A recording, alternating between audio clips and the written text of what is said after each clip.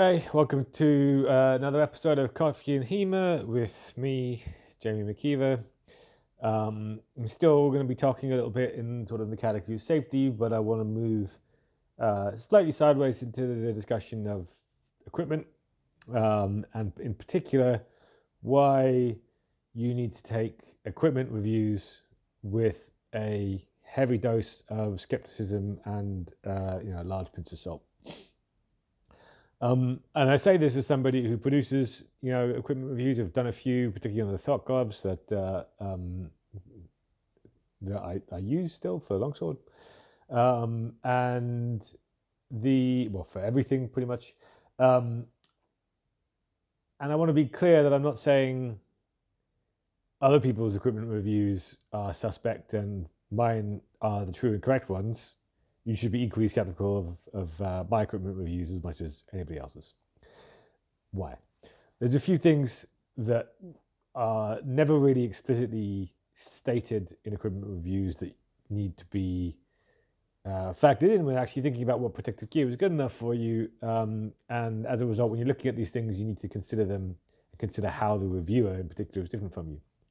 So I sound like a broken record at this point, but one thing I've mentioned a lot already on this is conventions, right? What are the situations, what are the conventions that the person who's reviewing them fencing? You probably do not know what their club is like, right? You probably don't know how they fence in their club. You probably don't know what tournaments they go to, if they go to tournaments at all, what those tournaments are like.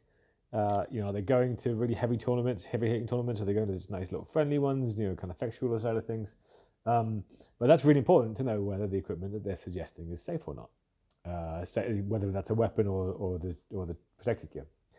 And if they are fencing under a different context, they might say this is perfectly safe. I'm perfectly fine using red dragon gloves for longsword when we don't hit the hands and we go at a snail's pace during our fencing.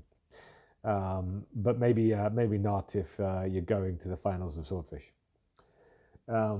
So as well as that, the conventions that are kind of unaware of, most equipment reviews, not all, but most equipment reviews are by experienced practitioners. And I think that probably in general, even if there are reviews from less experienced practitioners, you would give more weight typically to the ones who are experienced, they've been around, they know HEMA, they've tried a few different bits of equipment.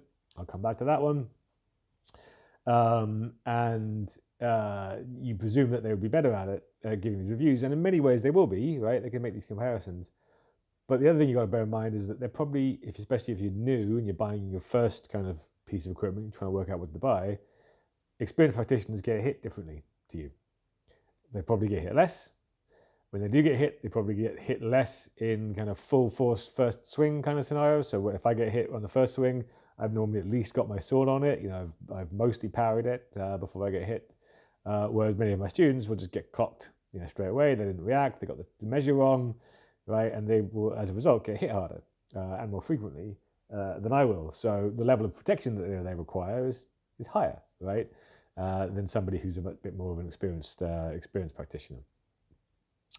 And then, as well as kind of these sorts of aspects, the other thing you got to bear in mind is that none of us are professional testers. None of us are being provided a suite of products to test in a variety of circumstances. And even the ones of us who, are kind of cautious about initial reviews and do things, my review for the Thought gloves was produced after 2 months of fencing at a tournament. Not that my views particularly changed, but if you think about sort of equipment failure and you say there's a 1 in 1,000 or 1 in 10,000 chances of something failing in a catastrophic way, actually the level of testing that we've done probably wouldn't test that. We haven't hit it. I haven't been hit from every single possible angle in the Thoughts. I haven't been hit in the same spot 1,000 times. I haven't seen all these kinds of things that will happen if you had a rigorous testing process. And unfortunately, HEMA gear, although it keeps us safe, is a cottage industry, and the testing and reviewing of HEMA gear is itself a cottage industry. So essentially, when we have a piece of equipment, by and large, it's some person has said, this seems like a good idea, I'll do that. And then some other people have come along and said, "Oh, that did seem like a good idea. I'll try that." And oh, yeah, it still seems like a good idea, but there is no rigor, there is no robust process in any of these, and particularly where you have issues of kind of consistency between products or gaps in protection that are unlikely but possible to hit. It's very difficult for a reviewer to be able to say, definitely, I have comprehensively hit this in every single possible location and know that it will be 100% safe in sort of a real sparring context. So that's not to say don't look at them, right? Still you need to, if you're trying to buy some kit, you need to get a review. Better to poke somebody's equipment in your club. Better to ask your instructor if they know, because your instructor knows what kind of context you're going to be sparring under and what kind of level of protection you need. But if those aren't options, there's something brand new out you want to get through, or maybe you're the instructor and you want to see if something's worth giving a try, investing in. Do look at reviews, but try and find people who are sparring or fencing or doing tournaments in kind of a similar context to yourself, as far as you can, as far as is reasonable to do.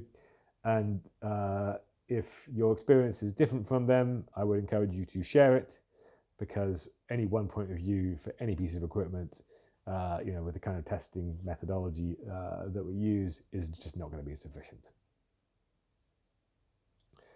Thanks for watching, and go check out my equipment review on the Thought gloves, because obviously that one was amazing, unlike everything I just said.